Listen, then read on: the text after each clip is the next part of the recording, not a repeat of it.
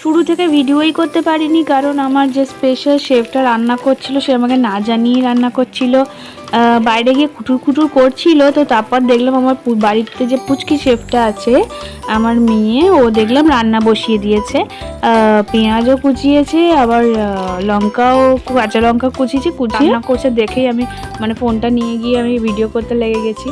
তো দেখছি মানে মানে ডিম বেশ ভাজছে, আর লঙ্কা খেতে খুব ভালোবাসে, মানে ছোটো থেকে ভীষণ ঝাল খেতে ভালোবাসে। তো তারপর দিলাম ডিমের মধ্যে কাঁচা লঙ্কাও আছে, আবার শুকনো লঙ্কাও দিয়ে বেশ ভালো করে ভাজছে।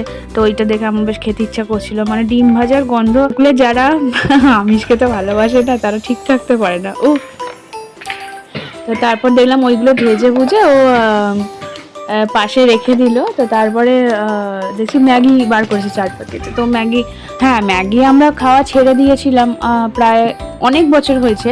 তো যখন আমরা খাওয়া ছেড়েছিলাম তখন ম্যাগির দাম ছিল 5 টাকা, তারপরে দেখছি 7 টাকা হয়ে গেছে। তো সেটা আনে রাখা ছিল।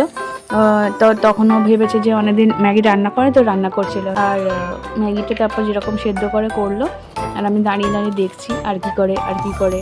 তারপর সেদ্ধ হওয়ার পরে মশলাটা দিল, ভালো করে মশলাটা দেখলাম মাখালো। কি ভাগ্যি ম্যাগিটাতে লঙ্কা কিছু মানে গুঁড়ো লঙ্কা দেয়নি, ওই ম্যাগির মশলা দিয়েই চালিয়ে নিয়েছিল।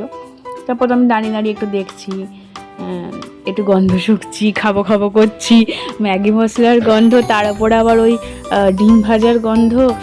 আমি আর থাকতে পারছিলাম না, মানে মশলাটা দিতে ভরপুর অ্যারোমা, সারা বাড়ি মোমো করছিল। তারপর দেখলাম বাবা বেশ আবার ওই আন্ডা ভুজিগুলো আবার ম্যাগির ওপরে ছড়িয়ে দিয়ে কি সুন্দর একটা বানাচ্ছে, সস দিয়ে তারপর সার্ভ করেছিল। দারুণ খেতে হয়েছিল। কিন্তু শেফ আবার চায়নি রান্নার সময় তার ভিডিও করা হোক, তাই তাকে দেখানো গেল না।